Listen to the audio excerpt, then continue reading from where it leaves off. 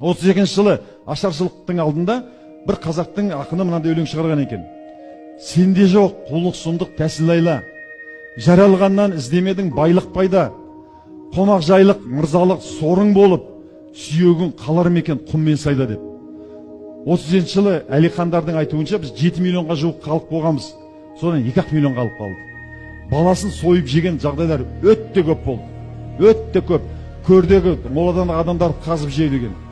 Сол кезде біздің Үржарда бір орыс өлмеген екен. Бір орыс өлмеген. Өткен Үржарда тұрғандар білет, 7-8 өзен бар.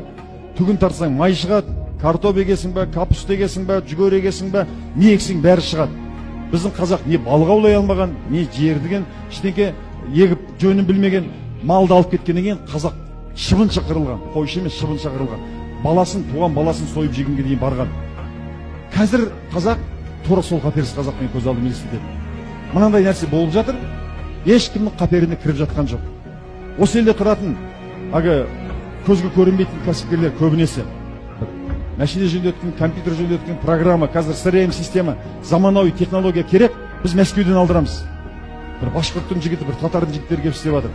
Басқа нәрселердің бәрін бізге CRM система деген ең соңғы система бар, 24 Bittrex деген система бар. Біз американецтердің технологиясымен қазір жұмыс істеп жатырмыз. Амалсыз қазір корей істеп жатыр да, Василий, Алексей деген. Қазақ жоқ өткен. Қазақтар мынадан мүлде бейхабар. Тура 32 жылы қазақ қандай, дәл қазір қазақ сондай.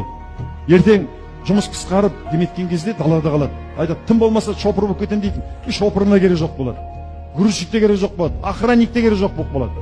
Сол кезде қалай нан, чай тауып жеймін деу сұрақ мен 5-10 жылдың ішінде жетіп келеді.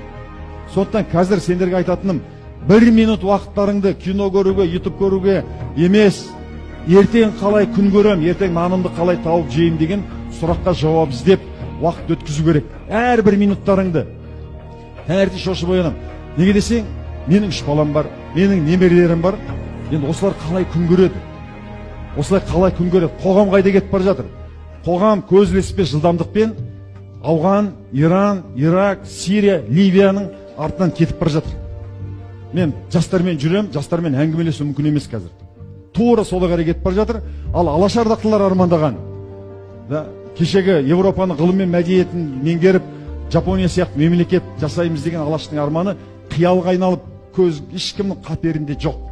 1% жастардың қазақтың қаперінде жоқ ол. Сонда мен шошып оянам, менің өйткені халық ондай кедейленетін болса, ол мемлекетте тұрақсыздық болмайды. Соңғы мен ойлаймын, бала шағамды, немерелерімді қандай мемлекетте, қандай қоғамда тастап кетеді екен деген. Менің өз басымда Құдайға шүкір, кәсіптерім бар, денім сау, балаларым ер жетті, бәрі бар. Бірақ айтады, неменеге зарлап жүрсің? Немен асан қайғы болып жүрсің деген кезде, мен адаммын ғой. Мен немерем қазір, кішкентай 10 айлық немерем бар, 3 жастағы немерем бар. Ананы көрген кезде мен жүрегім қанжылайды. Ертеңдері не болады екен деп. Қоғамның беталысы жан шошырлық. Басқа жұрт аспан көкке асып жатыр, кілтін өнер білім ашып жатыр. Бір ай, бір жұлдыз, бір күн боп жарқырап көктен нұрын шашып жатыр. Күнбе-күн алға қарай барып жатыр, таласып өнер білім алып жатыр. От жегіп, суда жүзіп, көкке ұшып, Тәңірдің рахатына қанып жатыр. Біздің қазақ түк ойламай текке жатыр. Бір іске жана салмай шетте жатыр. Азырақ көз жүгіртіп қарар болсаң, қазекем жан шошырлық кепте жатыр. Шәкірттер медреседе шіріп жатыр. Қайдағы ескі құсты көріп жатыр. Адасып дін іздеген байқұс шәкірт жемтікші құзғын болып кіріп жатыр. Мағжанның Жатыр деген өлеңі 100 жыл бұрын жазған.